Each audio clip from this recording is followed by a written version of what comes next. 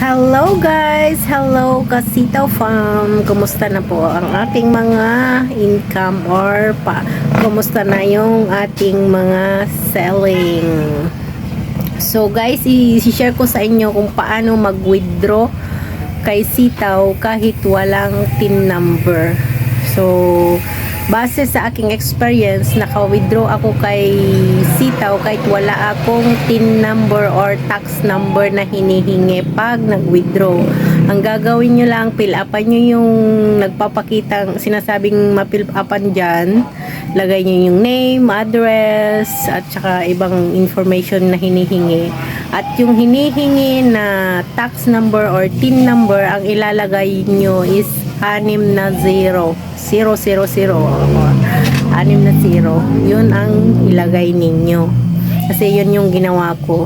So, naka-withdraw naman ako. Kaya, pwede natin lagyan ng 6 na 0 sa ating tax number or TIN number na hinihingi. So, wag nang mag-alala dahil kahit wala tayong TIN number or tax number ay pwede pa din tayong mag-withdraw kay Sitaw. So, happy selling ka Sitaw Farm!